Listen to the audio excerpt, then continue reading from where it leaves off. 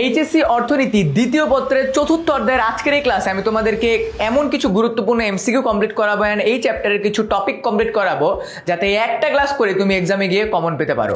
প্রথমে আমাদেরকে যেটা করতে হবে, আমি যেটা করব, দেখো অধ্যায়টার নাম কি? জনসংখ্যা, মানব সম্পদ ও আত্মকর্মসংস্থান।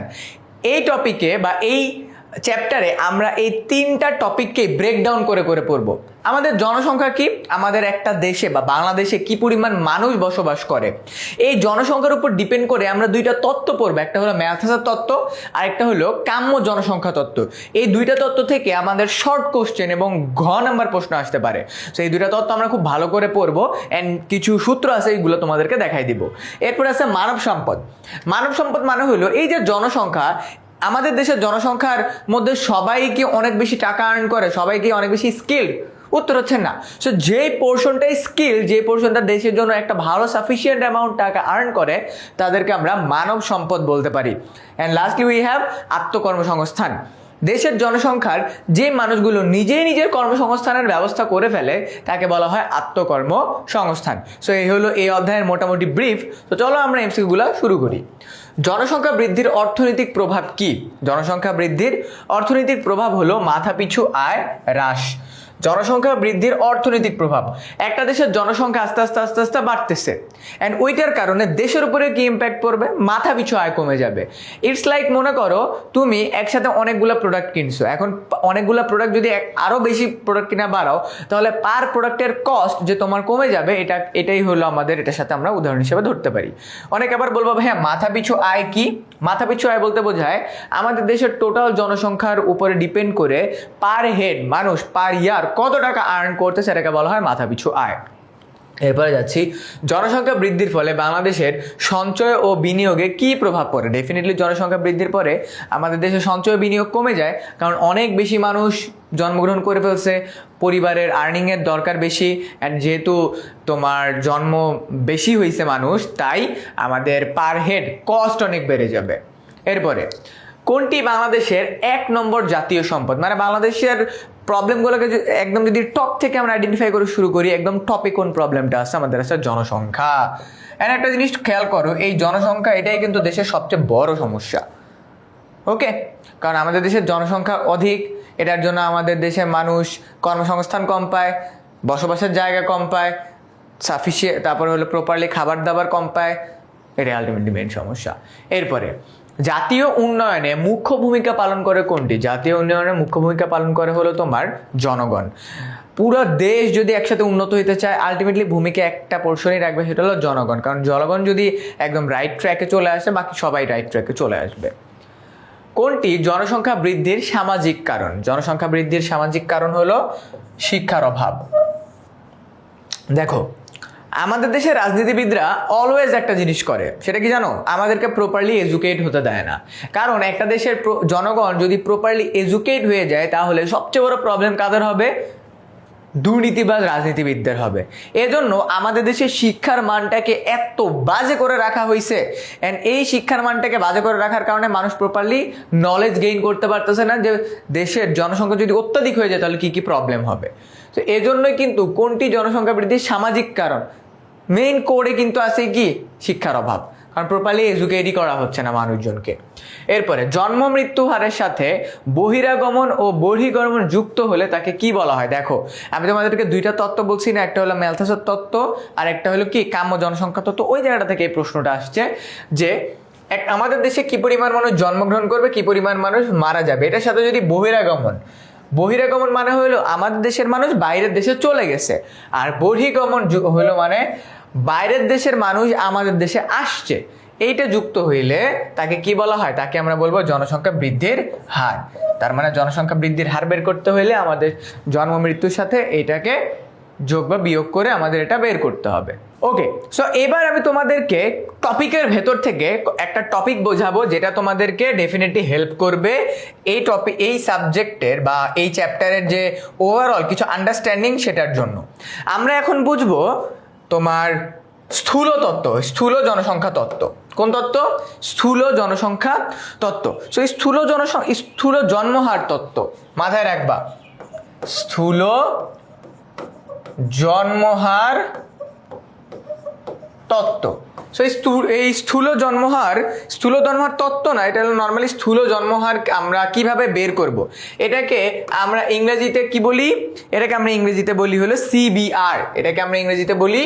সিবিআর। সো তোমাদের এক্সামে স্থূল জন্মহার মানে একটা দেশে কি পরিমাণে স্থূল জন্মহার আছে এইটা আমরা ফাইন্ড আউট করতে পারবো এই সূত্রটা থেকে। সো চলো আমরা সূত্রটা আগে একটু দেখে নিই, অ্যান্ড সূত্রের পরে আমরা ক্যালকুলেশনটাও দেখে নিব। সূত্রটা হলো আমাদের নির্দিষ্ট বছরে মোট জীবিত জনসংখ্যা ডিভাইডেড বাই নির্দিষ্ট বছরের মধ্য সময়ের মোট জনসংখ্যা। সেটা কি? একটা নির্দিষ্ট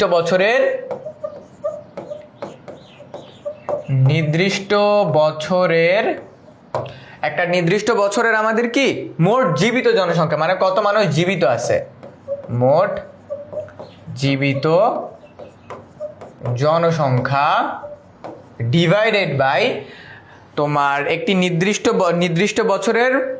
বছরের মধ্যে মানে একটা বছরের মাঝ বরাবর যে পরিমাণ মানুষ জনসংখ্যা আছে, মধ্য সময়, নির্দিষ্ট বছরের মধ্য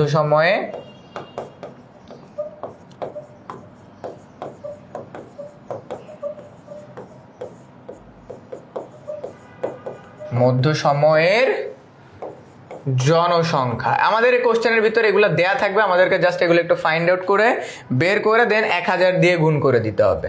এটা হলো আমাদের সূত্র। আমাদের এক্সামে যাই দেয়া থাকবে না কেন এটাকে বলা হয় summation of B divided by summation of P into 100। এই সূত্রটা মাথায় রাখলে তোমরা স্থূল জন্মহার সম্পর্কে জানতে পারবা। আমরা স্থূল জন্মহারটা তো পড়লাম, তাইলে জন্মের বিপরীত কি আছে? মৃত্যু। তো সিমিলারলি চলো আমরা স্থূল মৃত্যু হারটাও বুঝে নিই, যে স্থূল মৃত্যু হারটা আমরা কিভাবে করব। দেখো, এই যে স্থূল জন্মহার, এটাকে তো আমরা মানে জন্ম নিলে যদি বার্থ বলি, তাহলে মৃত্যু নিলে কি বলবো? ডেথ বলবো। তো সিমিলারলি আমরা যদি স্থূল মৃত্যু হার বের করি, স্থূল মৃত্যু হার, সো স্থূল মৃত্যু হার বের করতে গেলে আমাদের কি লাগবে? সেম নির্দিষ্ট বছরে মোট জীবিত সংখ্যা, নির্দিষ্ট বছরে মোট মৃতর সংখ্যা, বছরে মোট মৃতর সংখ্যা ডিভাইডেড বাই কি? নির্দিষ্ট নিচে যা আছে তাই, নির্দিষ্ট বছরের মধ্য সময়ের জনসংখ্যা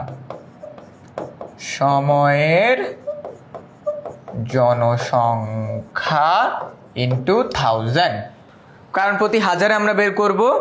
সো এটা যদি বার্থ হয় তাহলে এটা হবে summation D divide by summation P into 1000। এটা কি? ডি মানে ডেথ, পি মানে পপুলেশন, আর 1000 মানে হলো আমাদের প্রতি হাজারে কতজন মানুষ মারা যাচ্ছে বা জন্ম নিচ্ছে। এই দুইটা টপিক থেকে তোমাদের গ বা ঘ মার্কের প্রশ্ন আসবে, বুঝতে পারছো? এই চ্যাপ্টারে স্থূল জন্মহার, স্থূল মৃত্যুহার, এই দুইটা টপিক থেকে তোমাদের গ বা ঘ মার্কের প্রশ্ন আসবে। ফাইন, আমি তো তোমাদেরকে এই দুইটা টপিক বোঝাইলাম। এর পাশাপাশি দেখো কতজন মানুষ জন্ম নিচ্ছে, কতজন মানুষ মারা যাচ্ছে, এটা তো বুঝলাম, কিন্তু আমাদের দেশের জনসংখ্যা কি পরিমাণ হারে বাড়তেছে এইটা তোমাদেরকে বের করতে হবে, তাই না? যে 2010 সালের অনুপাতে 2026 সালের জনসংখ্যা কি পরিমাণ হারে বাড়ছে। তো চলো জনসংখ্যা বৃদ্ধির হার এবার এটা তোমাদেরকে বোঝাই দিই। জনসংখ্যা বৃদ্ধির হার, চলো এখান থেকেও তোমাদের কিন্তু প্রশ্ন আসবে। আমি এই চ্যাপ্টার থেকে তোমাদের মেজর কি টপিক থেকে প্রশ্ন আসতে পারে এইগুলো আমি কিন্তু তোমাদেরকে কমপ্লিট করে দিচ্ছি। সো আমাদের দেখা যাচ্ছে না মনে হয়, ওকে। ও জনসংখ্যা বৃদ্ধির হার, জনসংখ্যা বৃদ্ধির হার। সো এই জনসংখ্যা বৃদ্ধির হার আমরা কিভাবে বের করব মনে আছে? আমরা যখন একটু আগে একটা এমসিকিউ পড়লাম যে জন্ম বা মৃত্যুর সাথে বহিরাগমন বহির্গমন, এবার আমরা ওইটাকে এখানে ক্যালকুলেট করব। সো জনসংখ্যা বৃদ্ধির হারকে আমরা পিজিআর বলে থাকি, PGR, population growth rate, PGR মনে রাখবা, পপুলেশন গ্রোথ রেট। সো আমাদের সূত্রটা কি হবে? সূত্রটা হবে হলো, দেখো সূত্রটা একটু বড়, আমি তোমাদেরকে আবারও বলে রাখি, অর্থনীতিতে যে যে সূত্রগুলো আছে, এই যে আমরা একটু আগে যে সূত্র দেখলাম, এখন যে সূত্র দেখতেছি, এইগুলার মান একদম ডিরেক্ট কোশ্চেনে দেয়া থাকবে, তোমাকে জাস্ট মানগুলোকে খুঁজে বের করে বসাইতে হবে সূত্র অনুযায়ী। সো জন্মহার যোগ যোগ বহির্গমন, জন্মহার মানে যতজন মানুষ জন্মগ্রহণ করে বা বার্থ রেট কি পরিমাণ, এটার সাথে হলো বহিরাগমন হার, বহিরাগমন হার মানে কতজন মানুষ বাহিরে চলে যায়। জন্মহারের সাথে বহিরাগমন আমরা কি করব? যোগ করব। এটা থেকে মাইনাস করব আমরা মৃত্যুহার, মৃত্যুহার যোগ বহির্গমন, তার মানে কতজন মানুষ দেশের বাইরে থেকে আমাদের দেশে আসছে, মৃত্যু হারের সাথে আমরা ওইটাকে যোগ করব এন্ড ভাগ করব অলওয়েজ 1000 দিয়ে। কত দিয়ে ভাগ করব? 1000 দিয়ে ভাগ করব, ইনটু দিব 100। দেখো সূত্রটা একটু মাথায় নাও সবাই, সবাই সূত্রটা একটু মাথায় নাও। দেখো জনসংখ্যা বৃদ্ধির হার বের করতে গেলে জন্মহারের সাথে আমি বহিরাগমন, ঠিক আছে, যারা আমাদের দেশ থেকে বাইরে চলে গেছে ওইটাকে যোগ করব, মাইনাস করব মৃত্যুহার যোগ বহির্গমন দিয়ে। বহির্গমন মানে হলো বাইরের দেশ থেকে আমাদের দেশে আসছে, এটাকে ইনটু করব হলো তোমার গুণ করব 100 দিয়ে, আমরা ডিভাইড করব হলো 1000 দিয়ে। সব কিছু দেয়া থাকবে। এইবার এর পাশাপাশি আমাদের আরো একটা জিনিস আছে, সেটা কি জানো? আরো একটা জিনিস হলো, আমাদের তো জন্মহার আমরা বের করলাম, এবার প্রতি বর্গ কিলোমিটারে কতজন মানুষ বাস করে সেটা আমাদেরকে বের করতে হবে। এটাকে বলা হয় জনসংখ্যার ঘনত্ব। এটাকে কি বলা হয়? এটাকে বলা হয় তোমার জনসংখ্যার ঘনত্ব। জনসংখ্যার ঘনত্ব বের করার আবার আলাদা সূত্র আছে, মানে প্রতি বর্গ কিলোমিটারে কতজন মানুষ বাস করে এটা বের করতে গেলে তোমার এটাকে বলা হয় ডিপি সংক্ষেপে। ডিপি কে বের করতে গেলে ডিভাইডেড বাই পি পপুলেশন, আচ্ছা ডিভাইডেড বাই টিপি, সরি, এটাকে বের করতে গেলে, আচ্ছা এবার আমরা বের করব জনসংখ্যার ঘনত্ব। জনসংখ্যার ঘনত্ব বের করার সূত্রটা কাইন্ড অফ আমাদের DP equal to summation of TP divided by TA, divided by কি? Divided by TA. এখন কথা হলো টিপি মানে কি? একটি নির্দিষ্ট সময়, একটা নির্দিষ্ট সময় নির্দিষ্ট স্থানের জনসংখ্যা ডিভাইডেড বাই আমাদের তোমার উক্ত বছরে মোট জমির পরিমাণ। তার মানে এই দেখো, এটা মানে হলো একটা নির্দিষ্ট টাইমে পপুলেশন, আর এটা হলো ওই নির্দিষ্ট টাইমে ওই এরিয়াতে কি পরিমাণ এরিয়া, এ মানে হলো এরিয়া, কি পরিমাণ জায়গা আছে, কারণ একটা জায়গার উপর ডিপেন্ড করে তো মানুষ থাকে। সো এটা এভাবে ভাগ করলে আমরা জনসংখ্যার ঘনত্বটাও পেয়ে যাব। ঠিক আছে, সো আমি তোমাদেরকে স্থূলহার, স্থূল জন্মহার, স্থূল মৃত্যুহার, জনসংখ্যা বৃদ্ধির হার এবং জনসংখ্যার ঘনত্ব এই টপিকগুলো ইতিমধ্যে বুঝাইছি। চলো এবার আমরা আবার কয়েকটা এমসিকিউ কমপ্লিট করি। আচ্ছা, এরপরে কি আছে আমাদের এমসিকিউ এ? অর্থনৈতিক বিকাশের পথে প্রধান সমস্যা কি? তার মানে আমরা ইকোনমিক ওয়াইজ গ্রো করবো, এটার পথে প্রথম সমস্যা কি? জনসংখ্যার আধিক্য। আমাদের দেশের জনসংখ্যা অনেক বেশি, এইটা আমাদেরকে গ্রো করতে অনেক বাধা ক্রিয়েট করে। জনসংখ্যার ক্রমাগত বৃদ্ধি সরাসরি প্রভাব করে কোথায়?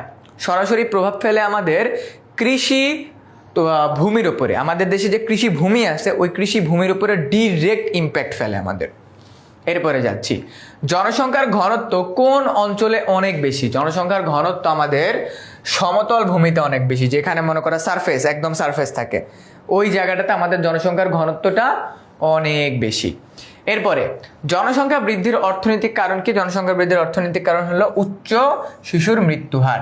জনসংখ্যা বৃদ্ধির অর্থনৈতিক হার, কারণ অনেক বেশি শিশু মারা গেলে দেশের মানুষ মনে করে তোমার পপুলেশন কমে যাচ্ছে, পরবর্তী জেনারেশনের জন্য এটা একটা হার্মফুল ফ্যাক্ট হইতে পারে বা অ্যালার্মিং সিচুয়েশন হইতে পারে, এজন্য এটা আমাদের দেশের অর্থনীতিতে ইম্প্যাক্ট রাখে। বাংলাদেশে বর্তমানে দারিদ্র্য সীমার নিচে বসবাসকারী জনসংখ্যার হার কত? দারিদ্র্য সীমার নিচে মানে একদম হতদরিদ্র অবস্থা হইলো 20.5% মানুষের, মানে একদম দারিদ্র্য সীমার, মানে 3 বেলা খাইতেও পারে না, বুঝতেছো? এরপরে অর্থনৈতিক প্রগতিতে an essay on the principle of population প্রকাশিত হয় কত সালে? 1798 সালে এটা প্রকাশিত হয়। এরপরে ম্যালথাসের জনসংখ্যা তত্ত্বটি কত সালে প্রচারিত হয়? ম্যালথাসের জনসংখ্যা তত্ত্বটি প্রচারিত হয় সালে। সো আমরা এবার দুইটা তত্ত্ব পড়বো, এক হলো ম্যালথাসের জনসংখ্যা তত্ত্ব, আরেকটা হলো কাম্য জনসংখ্যা তত্ত্ব। এই দুইটা তত্ত্ব পারলেই আমাদের এই চ্যাপ্টারের থিওরিটিক্যাল পার্ট মোটামুটি কাভার। জনসংখ্যার ম্যালথাসের তত্ত্ব অ্যান্ড কাম্য তত্ত্ব বা কাম্য জনসংখ্যা তত্ত্বটা কি, চলো আমি তোমাদেরকে এই দুইটা কনসেপ্ট আগে বোঝাই। এই দুটো নিয়ে তোমরা অনেক বেশি কনফিউজ থাকো। প্রথমে আমরা বুঝবো ম্যালথাসের জনসংখ্যা তত্ত্ব। ম্যালথাস তত্ত্ব, দেখো ম্যালথাস খুব সিম্পল একটা কথা বলছে। ম্যালথাসের কথাটা খুবই সিম্পল, যে একটা দেশের জনসংখ্যা বাড়বে জ্যামিতিক হারে। একটা দেশের জনসংখ্যা বৃদ্ধি পাবে কি? বৃদ্ধি পাবে হলো জ্যামিতিক হারে। আর ওই দেশেরই জনসংখ্যার উপর ডিপেন্ড করে যে খাদ্য উৎপাদন করা হবে, যে কি করা হবে, খাদ্য উৎপাদন করা হবে, ওইটা বাড়বে হলো গাণিতিক হারে। আচ্ছা খেয়াল করো, সো ম্যালথাসের তত্ত্বটা খুবই সিম্পল। ও বলছে জনসংখ্যা বাড়বে জ্যামিতিক হারে। তার মানে আমরা যখন জ্যামিতির ক্ষেত্রে চিত্র অঙ্কন করি, তো চিত্রটা মাঝে মাঝে একদম উপরের দিকে উঠে যায় না? আর গাণিতিক হার মানে হলো আস্তে আস্তে মানে step by step serial maintain করে গ্রো করে। সো আমি যদি ম্যালথাসের চিত্রটা কেমন হয় তোমাদেরকে সেটা যদি একটা গ্লিমস দেখাই, সো চিত্রটা মনে করো কাইন্ড অফ এরকম, যেটা হলো জ্যামিতিক, মানে একটা দেশের জনসংখ্যা এই হারে বাড়ে, বাট খাদ্যর উৎপাদন কি হারে বাড়ে জানো? খাদ্য উৎপাদন একটা সার্টেন টাইম পর এরকম থাকে, বাট এরকম হয়ে যায়। বুঝছো?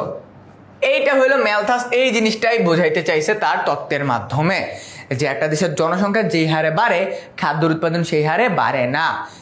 ক্লিয়ার? এটা তোমাদেরকে এক্সামের ভিতরে মান দেয়া থাকবে, যে মনে করো জনসংখ্যা বৃদ্ধি এই বছর, সিমিলারলি খাদ্যর উৎপাদন বৃদ্ধি, খাদ্যটাকে নিচে দিবা, জনসংখ্যাকে এই পাশে দিবা, চিত্রটাকে ফেলবা। ভেরি সিম্পল, জাস্ট এটা মাথায় রাখবা, জনসংখ্যা বৃদ্ধি পারে জ্যামিতিক হারে, খাদ্য উৎপাদন বৃদ্ধি হয় গাণিতিক হারে। গেল। এবার যাচ্ছি আমরা কাম্য জনসংখ্যা তত্ত্ব। কাম্য জনসংখ্যা তত্ত্ব।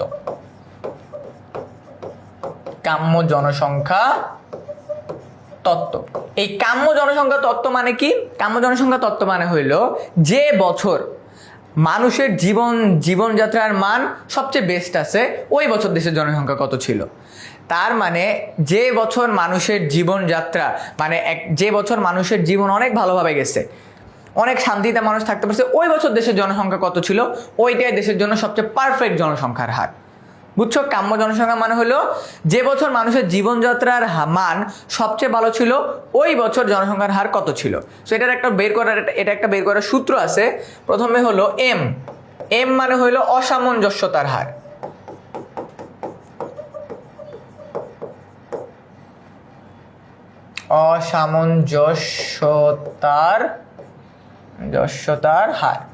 অসামঞ্জস্যতার হার m divided by a minus 0 divided by 0। এখন a কি? a হলো আমাদের প্রকৃত জনসংখ্যা। a হলো আমাদের একটা দেশের প্রকৃত জনসংখ্যা, দেয়া থাকবে এটা।